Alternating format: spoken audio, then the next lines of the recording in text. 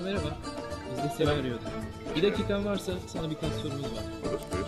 En iyi yaptığın yemek nedir? Yumurta. Bugüne kadar yaşadığın en heyecanlı an. Baba olduğumu öğrendiğim an. Eğer bir sporda dünyanın en iyisi olsaydın bu hangi spor olurdu? Rally ya da motosiklet. İzlediğin en iyi film hangisi? Çok zor, bilmiyorum. Belki Godfather serisi. Peki bu filmde bir karakteri canlandırabilseydin kimi canlandırmak isterdin? Brandon rolünü. En sevdiğin mobil uygulama. Haritalar uygulaması. Peki o zaman en iyi okuduğun tekerlemeyi duyabilir miyiz? Al şu takatukaları takatukacıya götür. Takatukacı takatukaları takatukalamazsa takatukacıdan takatukaları takatukalatmadan al da gel. Gitar mı piyano mu? Gitar.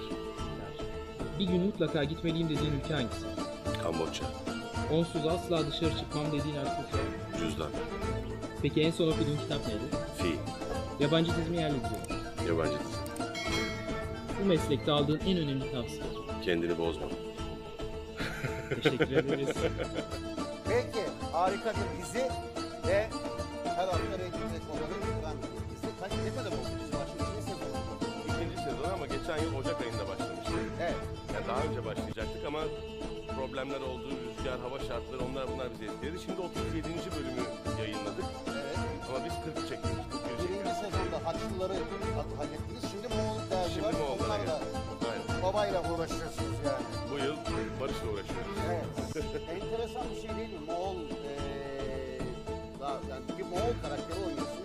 Kötü de bir karakter yaptıkları itibariyle ama bela bir durum var ama senin karakterin sevimli de yani. Hani bir şey yazan da yok böyle karakterle. Evet, korkularından yazın. Korkudan da yazıyor ya. Ya bu kötü karakterin sevilmesi iyi bir şey. Valla bilmiyorum, iyi bir şey herhalde. Yani benim için iyi bir şey. Ben ne bileyim normalde bizde mesela mafya olur dışarıda da adam onun gibi olur bilmem ne olur. Hani daha kötü düşünür onun için falan filan hep böyle algı öyledir.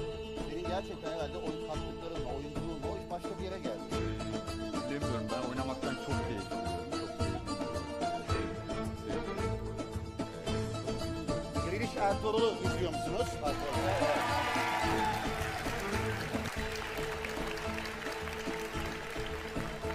Sana rol geldiğinde böyle miydi? Rol sana gerçekten hep ortak bir soru da. Rol geldiğinde böyle mi diyorsun sen bu rolü? Bu adam biraz daha böyle olur deyip içine koya koya mı yolda mı hallettin? Valla ilk işte görüşmeye çağrıldım ben. Ondan sonra bu sezon Moğol istilası olduğunu öğrendim. Dedim ki tamam. Olur. Olur. İşte çalışmalar başladı Temmuz'un yaklaşık 2 ay falan bir eğitime girdim. Orada işte her gün sabah 9'da çiftliğe gidildi. İşte attı, kılıçtı, kalkandı, dövüştü falan filan. O var. Bizde bir enteresan bir yol. Biz de öğrendik. Orada bir insanlıktan çıkıyorsunuz Evet. zaten. Rol de kendi kendine geldi böyle. Yani aslında çok da üretken rol yani. İşi bir rol yani. Çok güzel. Oynaması çok keyifli bir rol. Evet. Evet. Babacığım Gündoğdu karakteri değil mi? Gündoğdu karakteri yani ben izlerken yani çok net yani ara sıra izleyip soruyorum. Orasını daha net anladım. Burasını daha net anlayabiliyorum.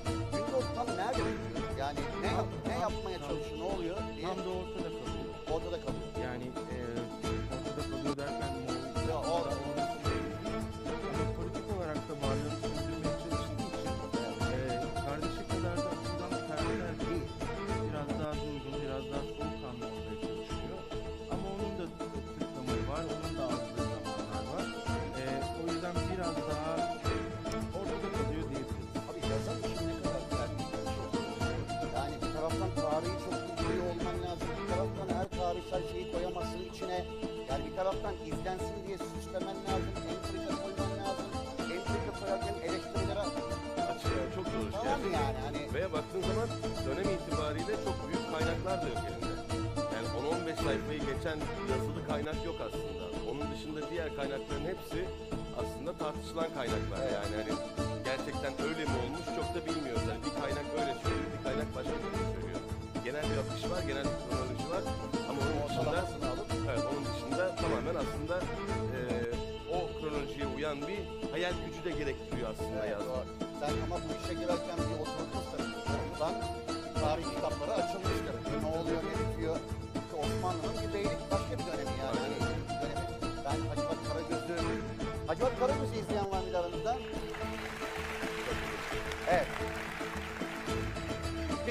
ayıp olmasın diye alkışlıyorlar diye kabul etsek bir kısım şeydir yani. Ben çok severim o işi.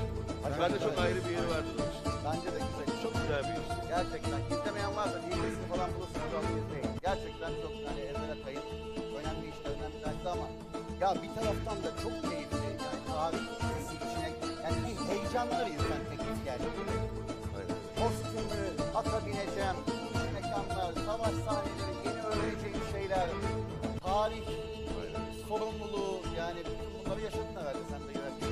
Yani hem çok heyecanlı bir kısmı var hem yapabilecek miyiz korkusu var aslında böyle bir şeyin içinde. Doğru. Çünkü tarih dizilerinin öyle bir handikapı da var. Yani komik duruma da düşebilirsin. Eğer prodüksiyonda eksiklerin varsa, yani kostümün böyle gerçekten üzerine hani amcandan kalmış gibi olursa, yani tarih kıyafeti dediğin zaman böyle hani o kumaşlar çok ilginç kumaşlar, perdeli kumaşı giymiş gibi de durabilirsin üstüne.